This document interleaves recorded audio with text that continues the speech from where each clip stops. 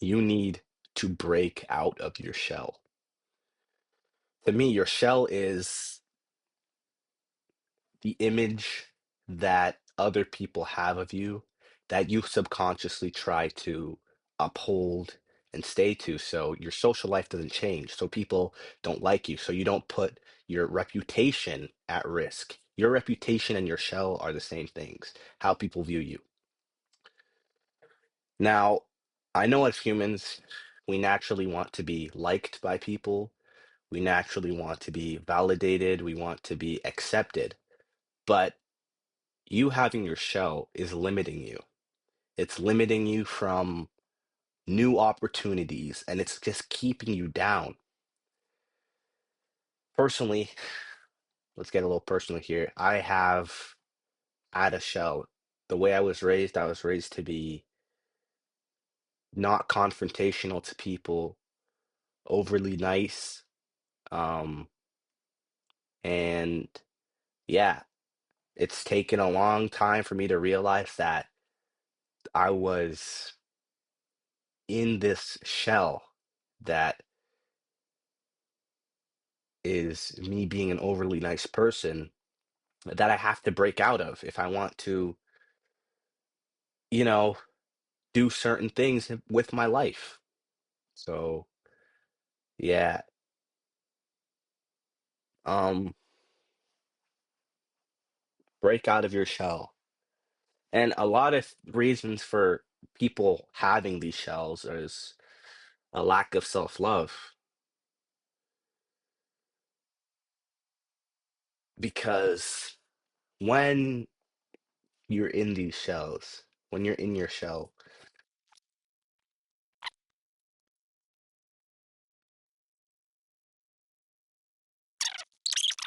um, fuck, what was I saying? Break out of your shell.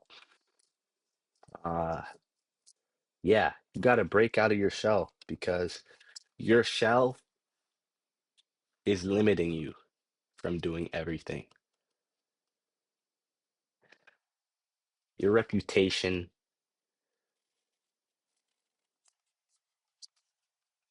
whether people like you or not, this is just me. Yeah, this is like a practice round. This is just me warming up for the real video. I'm just, I'm getting my voice out there. I'm just warming up for the real video. Okay. Essentially, what was I saying? I was saying breaking out of your shell. Your shell is your reputation. It's what other people think of you. It's what people perceive you as. But none of that matters. If you feel like you're in this shell, you're in a shell, you're boxed in, you know, you're acting a certain way. If you feel like you want to break free when you're acting, you're in your shell. And if you really feel like you got to act a certain way for people to like you, I'm not going to lie, those aren't the right people for you. Someone that, you know, is good for you to be around. It should feel natural. You shouldn't feel like you're having to put on an act. It should just feel natural. And that is something I had to learn the hard way. Something I had to learn the hard way multiple times, actually, with girlfriends, friends. I wasn't being myself for a lot of those. And, you know, it gets to a point where you're not yourself for so long that you eventually forget who you even are. And I think I've gotten to that point, but I'm slowly returning back to my original self because I've been faking who I am for so long. And I'm just done. I'm done faking. I'm done putting on an act for people. I'm done uh changing who I am just for other people to like me. Bro, the truth is, I'm in high school. And if nobody likes me in high school, that doesn't really mean anything. Yeah, it may feel bad because everybody else has friends in high school, everybody else is having a jolly old time. But I'm only gonna be here for another year after this. And after high school, I'm gonna go to university. Let's put this into perspective. There are about 1,000 people at the school I go to. University is gonna have tens of thousands of people. There's gonna be a whole new pool of people for me to connect with. So why am I so stressed on high school and not being able to connect with people in high school? High school is just a bunch of people trying to fit in. People. Oh, have you seen all the people who wear the Uggs and the Birkenstocks? It's just so many people trying to fit in with each other. Like, it's so fake. And me, I'm sick and tired of faking. When I was faking, yes, I had a bunch of friends. When I was faking, yes, it felt good. I was happy, but I was faking and I was not me. And I refused to live that life. I refused to live a lie of, ooh, what's this? I refuse to live a, oh my God. I refuse to live a lie. I refuse to be someone who I'm not. I'm going to be my authentic self. And that's all I'm going to be. I'm sick of faking. I'm not a faker. Bro, if nobody fucks with you right now, someone is eventually. We're in a world of 8 billion people, and you think not one person's gonna fuck with you? Give me a break. Give me a break. And even if nobody fucks with you, the small chance nobody fucks with you, you gotta learn how to practice self-love because external validation, you know, people, it's gonna come and go. It's temporary. It feels good in the moment, but it's temporary. And you have to remember that. But internal validation, truly loving yourself, that is something that is forever. If you can love yourself, you're set for life. If you can learn how to love yourself, you're set for life because it's like an infinite money glitch, but with happiness, infinite happy glitch. You are literally far or a farm. Oh, fuck. You're happiness farming.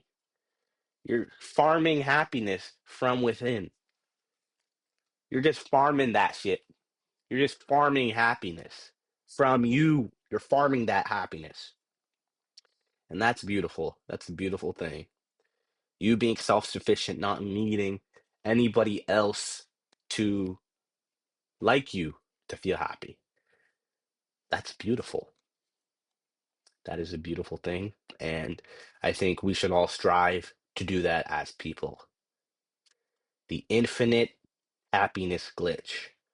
That is self-love. But, you know, achieving self-love is hard. I ain't gonna lie.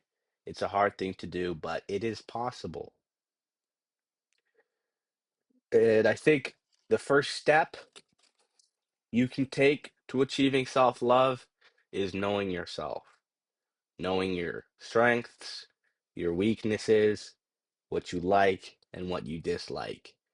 Then you can go from there. And, a lot of people, um, their their lack of self-love comes from their childhood. Maybe they were raised to be the peacekeeper in their house, stop fights. And their entire goal was to make the family happy, make the family peaceful without them uh caring about themselves being happy. I know. That was kind of me. Or maybe it was them their parents were always telling them to act a certain way, and they were never truly able to express themselves, which and they were told to act a certain way for other people, which made them become a people pleaser. And if you're a people pleaser, you don't have self-love because you just live your life to please other people, to make other people feel loved instead of yourself. So if you're a people pleaser, you don't have self-love. But yeah, I'm just yapping. yapping Japanese, yapping facts.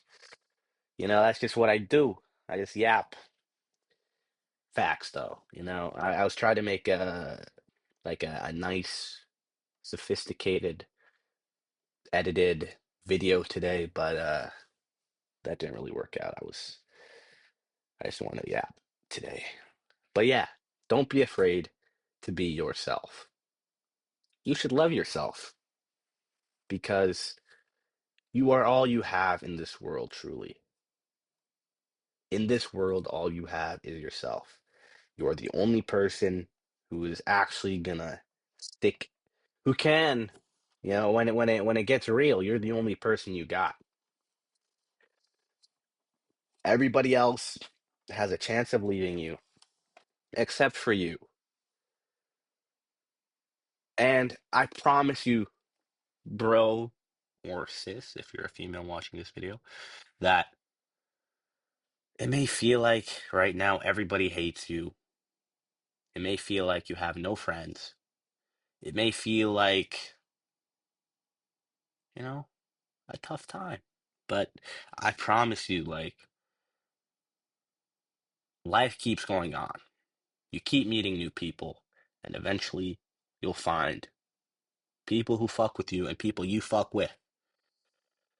But for the time being, be yourself, even if that means being lonely. Just don't fake who you are for other people to like you. Thank you for watching my TED Talk. Have a great day.